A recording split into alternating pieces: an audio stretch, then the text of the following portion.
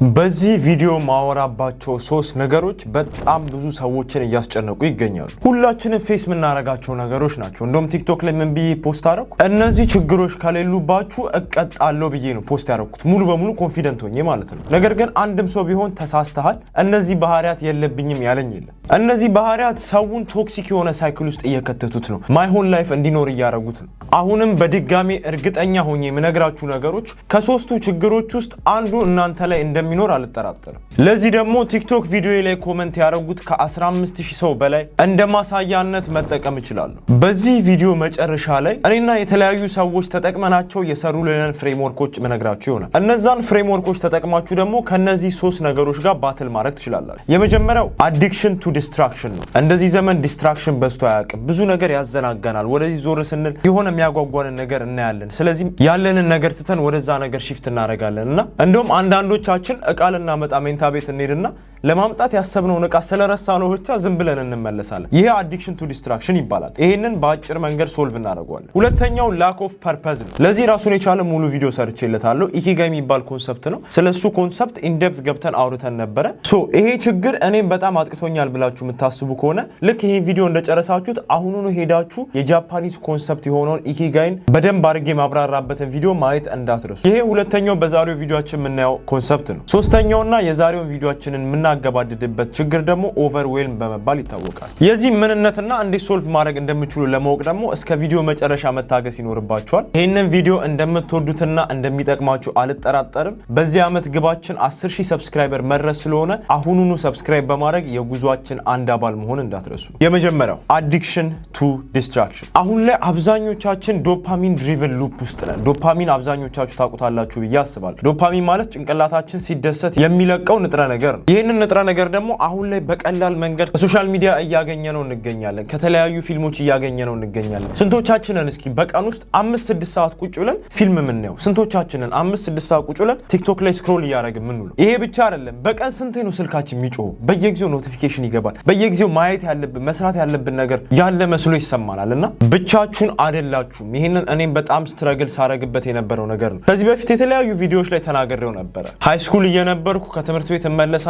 ዩኒፎርሜን ሳልቀይር ለረጅም ሰዓት ቁጭ ብዬ ቲክቶክ ስክሮል አድርጌ ሲመሻሽ አካባቢ ተቆጥቼ ነው ራሱ ቤተሰብ ተቆጥቶኝ ነበር ዩኒፎርም ቀይረውና ይሄን ያክል ነበር አዲክሽናችን። ለዚህ ደግሞ ኮቪድም ትልቅ ኮንትሪቢዩሽን አሳርፎ ነበርና ይሄንን ትልቅ ችግር እንዴት ሶልቭ እንደምታረጉት በሶስት ነገሮች ማሳያችሁ ይሆናል። የመጀመሪያው ዲሊት ቶክሲክ ትሪገርስ። ቶክሲክ ትሪገርስ ማለት ሶሻል ሚዲያን ቢንጅዋች እንድናረግ ለረጅም ሰዓት ቁጭ ብለን ሶሻል ሚዲያን እንድንጠቀም የሚገፋፉን ትሪገሮች አሉ። ለምሳሌ ኢንስታግራም ሊሆን ይችላል፣ ቲክቶክ ሊሆን ይችላል፣ ዩቲዩብ ሊሆን ይችላል።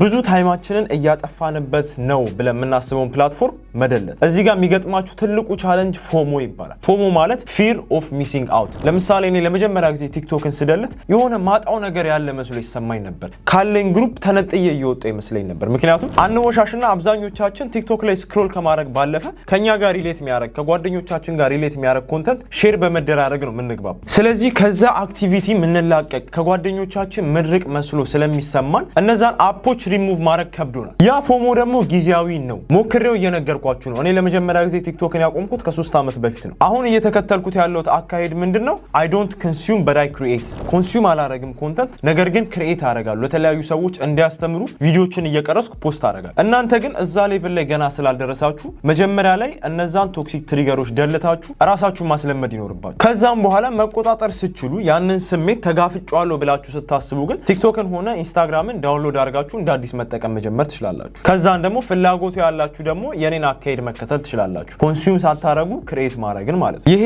የመጀመሪያው ነው። ሁለተኛው ቢልድ ፎከስ ሪቹዋልስ። እኔ አሁን ላይ ማድረገው ምንድነው? 90 ደቂቃ ምንም ስልኬን ሳልጠቀም ለ1 ሰዓት ተኩል ያክል ማለት ነው ስራዬን መስራት። ስልኬን ሳይለንት አደርገዋለሁ፣ ካጠገቤ ያርቀዋለሁ። ከዛም በኋላ መስራት ያለብኝን ስራ መስራት ጀምራለሁ። ሲጀምሩ ግን ይሄ በጣም ሊከብዳችሁ ስለሚችል አንድ ፖሞዶሮ ቴክኒክ የሚባል ቴክኒክ ልጠቁማችሁ። ይሄ ቴክኒክ ምንድነው? ለ25 ደቂቃ ያክል መስራት የምትፈልጉት ስራ ላይ ኮንሰንትሬት አድርጋችሁ ለመስራት ትሞክራላችሁ። ይህንን በምትሰሩ ሰዓት ታይመር ካጠገባችሁ ማድረግ እንዳረሱ። ልክ ያቺ 25 ደቂቃ እንዳለቀች 5 ደቂቃ ብሬክ ውሰዱ። ያቺ 5 ደቂቃ ብሬካችሁ ላይ ግን ስልካችሁን አንስታችሁ ስክሮል ማድረግ ሳይሆን ሌሎች የተለያዩ አክቲቪቲዎችን ለመስራት ሞክሩ። ለምሳሌ ውጭ ወጥቶ ወክ ማድረግ ሊሆን ይችላል። እኔ አሁን ለምሳሌ ባስኬትቦል ነበር ድሪብል ማድረግ አድርጉ በዚህ 5 ደቂቃ ውስጥ። ይሄንን በመታረጉ ሰዓት ጭንቅላታችሁ ሞር አክቲቭ ሆኖ ወደ ስራችሁ መመለስ ትችላላችሁ ማለት ነው። ለዛች 25 ደቂቃ ፎከስ ማድረግ ከለመዳችሁ በኋላ ወደ ሶስተኛው ስቴፕ ማለፍ ትችላላችሁ። ሶስተኛው ስቴፕ ምንድነው? ሪዋይሪንግ ዶፓሚን። ዶፓሚን የምናገኝባቸውን አክቲቪቲዎች ቀስ እያልን ሺፍት እያደረግን መሄድ። ለምሳሌ ስክሮል ስናደርግ ዶፓሚን የምናገኝ ከሆነ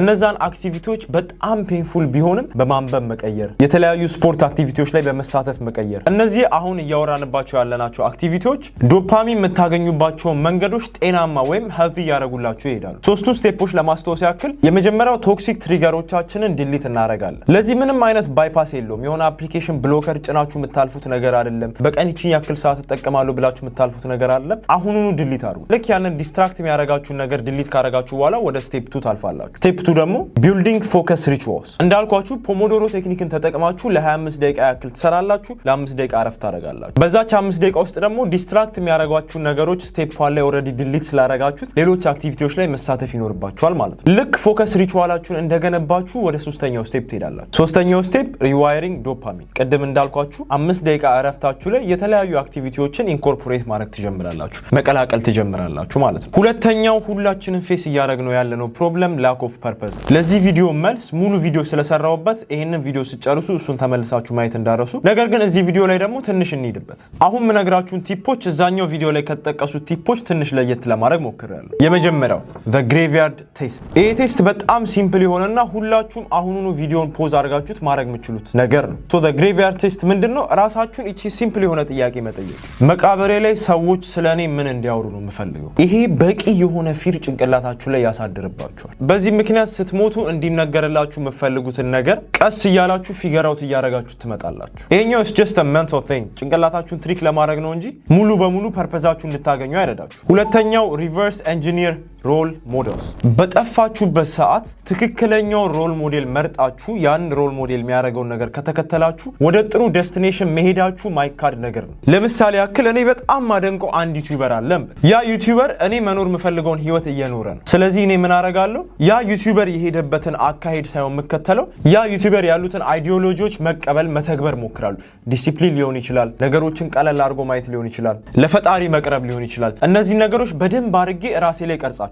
ሶ እዚህ ጋር መሸወድ የሌለባችሁ ነገር የተከተሉትን መንገድ ሳይሆን ከማንነታቸው ነው የተወሰነች ነገር የምትወስዱ። ይህን አካሄድ ከተከተላችሁ እነሱ የደረሱበት ደረጃ ላይ ማደርሱበት ምንም ምክንያት አይኖርም። እንደውም በልጣችሁም ልትገኙ ትችላላችሁ። ለዚህ አካሄድ ግዴታ አንድ ሮል ሞዴል መምረጥ የለባችሁም። የተለያዩ ሮል ሞዴሎችን መርጣችሁ ከእያንዳንዳቸው የምትፈልጓትን ፐርሰናሊቲ መውሰድ ትችላላችሁ። ሶስተኛና የመጨረሻው ማይክሮ ሚሽንስ። የምትፈልጉትን ነገር እስክታውቁ ድረስ ወይም ጠፍቻለሁ ብላችሁ የምታስቡ ከሆነ አትሊስት በየቀኑ አንድ ፐርፐስ ድሪቭን የሆነ አክቲቪቲ ለማድረግ ሞክሩ። ፐርፐስ ድሪቭን አክቲቪቲ ከምንላቸው ነገሮች መካከል ማንበብ ሊሆን ይችላል፣ ኮንተንት ክሬት ማድረግ ሊሆን ይችላል፣ የሆነ ስኪል መማር ሊሆን ይችላል። አሁን ካላችሁበት ፖዚሽን ወስዶ የሆነ ኤንድ ፖዚሽን ላይ የሚያስቀምጣችሁ ነገር ማለት ነው። ስለዚህ ላክ ኦፍ ፐርፐዝን የምትፈቱባቸውን 3 ቲፖች ሰመራይዝ እናደርጋቸው። የመጀመሪያው the graveyard test። ስሞት እንዲነገርልኝ የምፈልገው ስቶሪ ምንድነው ብላችሁ ራሳችሁን ጠይቁ። ሁለተኛ ሪቨርስ ኢንጂኒር ሮል ሞዴልስ። የምታደንቋቸውን ሰዎች ፐርሰናሊቲ ቀንጨብ እያደረጋችሁ ውሰዱ። ይሄኛው መዳረሻችሁን እንድታውቁ ባይረዳችሁም ነገር ግን የተሻለ ሰው እንድትሆኑ ይረዳችሁ። ሶስተኛና የመጨረሻው ማይክሮ ሚሽን። በየቀኑ ተነስታችሁ ዝም ብላችሁ ታይማችሁን ዌስት ከምታደርጉ ለእናንተ ቤኔፊሻል የሆነ ወይም ለእናንተ የሚጠቅም የሆነ አክቲቪቲ ለመስራት ሞክሩ። ሶስተኛውና ትልቁ ችግር ደግሞ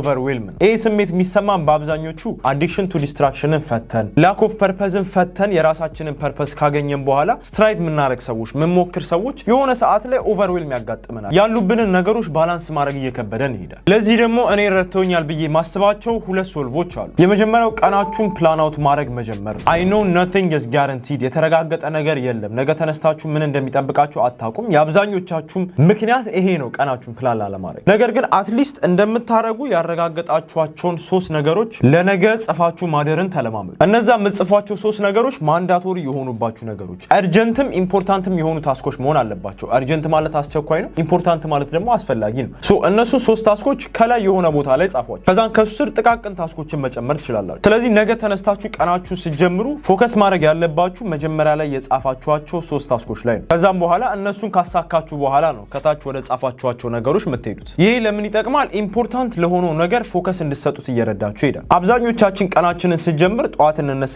ኦኬ ጭንቅላታችን ላይ ትዝ ያለን ታስክ ምንድነው? እሱን ሄደን እናደርገዋለን። ይሄ በፍጹም አግባብ አይደለም። ምክንያቱም ኢምፖርታንት የሆነውን ነገር ረስተ ነው ትዝ ያለንን ብቻ ነው ሰርተን የምናድረው። ስለዚህ 3 ኢምፖርታንት የምትሏትን ታስክ አስቀምጡ። ለነዛ ታስኮች ቅድሚያ ስጡና የተቀረውን ቀስ ብላችሁ መስራት ትችላላችሁ። ካልቻላችሁ ደግሞ አርጀንትም ኢምፖርታንትም ስላልሆነ መዝለል ትችላላችሁ። ለዚህ ደግሞ እንደ ስትራክቸርድ እና እንደ ኖሽን ያሉ አፖችን መጠቀም ትችላላችሁ። ኖሽን ፔድ ቢሆንም ፍሪ ቨርዥን ስላለው የተወሰነ ያክል ነገሮችን እዛ ላይ ፕላን አውት ማድረግ ትችላላችሁ። ስትራክቸርድ ግን ኮምፕሊትሊ ፍሪ ነው። እኔ ስትራክቸርድን መጠቀም ከጀመርኩ አመት አልፎኛል። ስለዚህ እንድትጠቀሙት ሪኮመንድ አደርጋለሁ። ሁለተኛው ኦቨርዌልም የምፈታበት አካሄድ ልክ ስትረስ ዳውት እየሆንኩ ሲሄድ ወይም እናንተም ስትረስ ዳውት ስትሆኑ አሁን መነግራችሁ ነገር እንድታደርጉልኝ ይፈልጋሉ። የሆነ ወረቀት ታዘጋጃለሁ። እዛ ወረቀት ላይ ፕሮብለምስ አም ፌሲንግ ብላችሁ ወይም እየገጠሙኝ ያሉት ችግሮች ብላችሁ በአንድ ሳይድ ትጽፋላችሁ። በሌላኛው ሳይድ ደግሞ ሶሉሽንስ ወይም መፍትሄ ብላችሁ ትጽፋላችሁ። ከዛም በመቀጠል ፕሮብለምስ አም ፌሲንግ ከሚሉት ስር እየገጠሟችሁ ያሉትን ችግሮች በሙሉ ትጽፋላችሁ። ስራ አስጨንቋችሁ ሊሆን ይችላል፣ ትምህርት ውጤታችሁ ዝቅ ብሎባችሁ ሊሆን ይችላል፣ የሰውነታችሁን አቋም መቀየር ፈልጋችሁ ሊሆን ይችላል፣ ብቸኝነት እየተሰማችሁ ሊሆን ይችላል። እነዚህ ነገሮች በሙሉ ፕሮብለምስ አም ፌሲንግ ስር ትደረድራላችሁ። ሁለተኛው ስቴፕ ምንድነው? ልክ ይሄን አድርጋችሁ እንደጨረሳችሁ በጻፋችኋቸው ችግሮች መሃል መፍታት ማችሏቸውን ነገሮች ወይም ከናንተ ቁጥጥር ውጪ የሆኑትን ነገሮች እየሰረዛችኋቸው ታልፋላችሁ። ሰርዛችሁ ጨረሳችሁ። ቀጣዩ ስቴፕ የሚሆነው ደግሞ ቁጥጥራችሁ ውስጥ ለሆኑ ፕሮብለሞች ሶሉሽናቸውን ፈልጋችሁ ካጠገባቸው መጻፍ ነው። ይሄ ሜንታል ክላሪቲ ይሰጠናል። የትኛው ታስክ ላይ ፎከስ ማድረግ እንዳለብን ይነግረናል። ፕላስ ደግሞ የትኛውን ለፈጣሪ መተው እንዳለብን ይነግረናል። ቪዲዮን ጠቅለል ለማድረግ ያክል አንድ ቻሌንጅ ሰጥቻችሁ እንለያይ። ታይሜን በጣም እየወሰደብኝ ነው ብላችሁ የምታስቡትን አንድ አፕሊኬሽን አሁኑኑ ዲሊት አድርጉት። እንደምታጠፉት እተማመንባችኋለሁ። ነገር ግን ሁሌ እንደምለው ሁሉም ነገር የእናንተ ምርጫ ነው። ካላጠፋችሁት አሁን ያላችሁበት ፖዚሽን ላይ ለረጅም ጊዜ ትቆያላችሁ።